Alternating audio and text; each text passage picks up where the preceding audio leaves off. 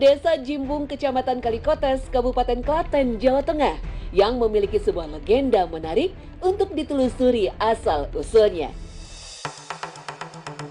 Keberadaan sebuah mata air keramat bernama Sendang Bulus Jimbung, yang mitosnya diyakini warga memiliki air bertuah hingga dihuni oleh sepasang bulus gaib.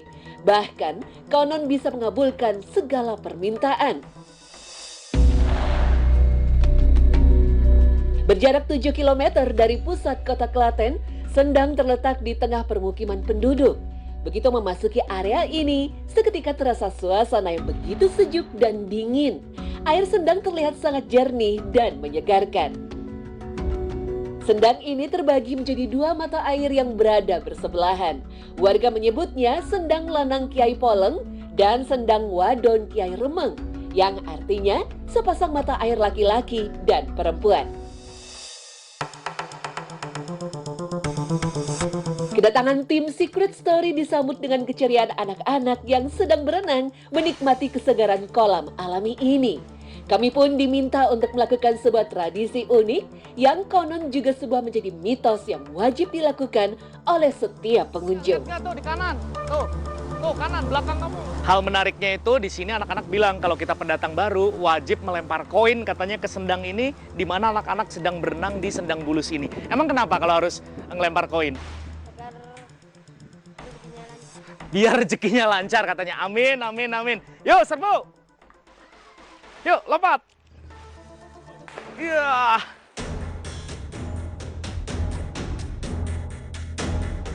Salah seorang warga yang tinggal di sekitar Sendang ini menceritakan bagaimana asal-usul tempat ini hingga mengapa bisa muncul sosok sepasang bulus goib. Konon sekitar di abad 7 Masehi, di tempat ini berdiri sebuah kerajaan Jimbun yang dipimpin oleh seorang Raja Jaka Patoan yang terkenal dengan kebaikan hatinya. Kemasyurannya terdengar oleh Dewi Wahdi dari kerajaan Keling.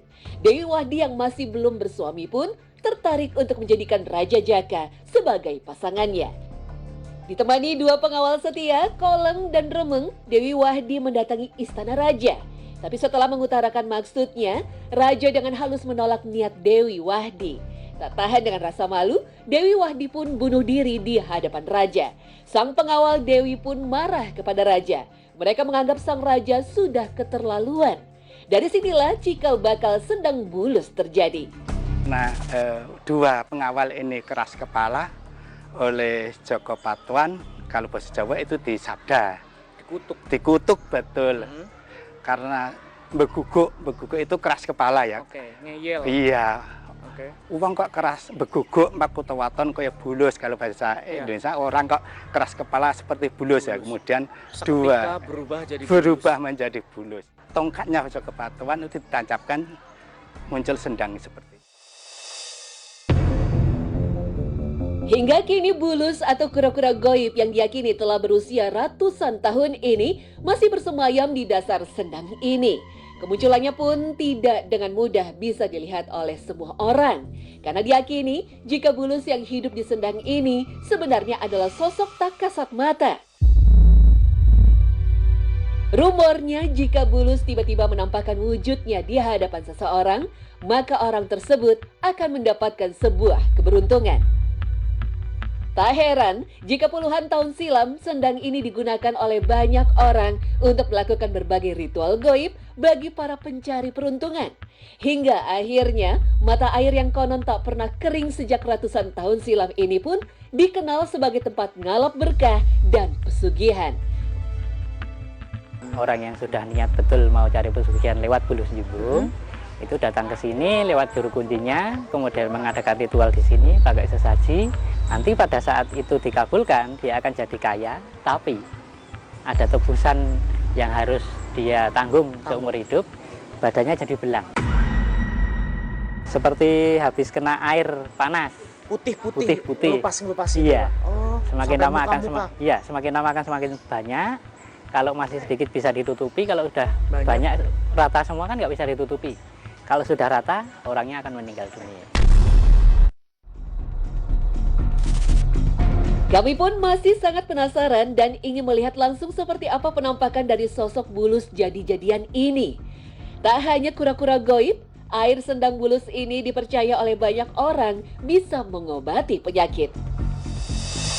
Dia bisa menyembuhkan saraf kejepit Airnya? airnya. Oh, caranya Ya, Pak? caranya harus berendam di Kolamnya?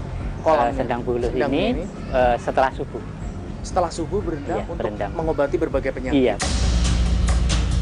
Meski kemunculannya diyakini akan mendatangkan nasib baik, namun jika ada orang yang sampai berani mengganggu, apalagi sampai mengambil bulus ini, maka musibah besar akan diterimanya.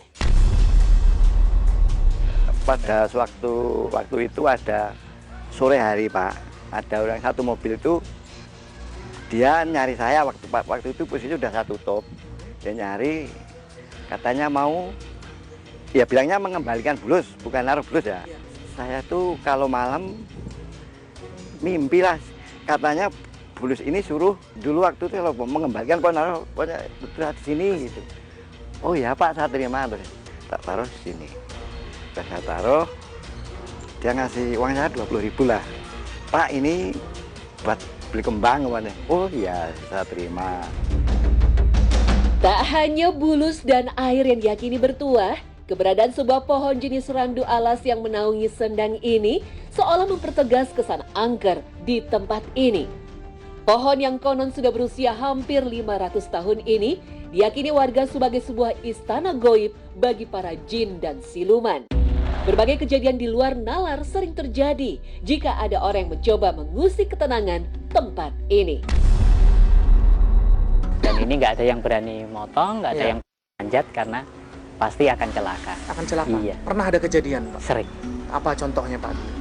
Dia bermaksud ngurangin dahan, jatuh dari pohon. Meninggal? Iya juga.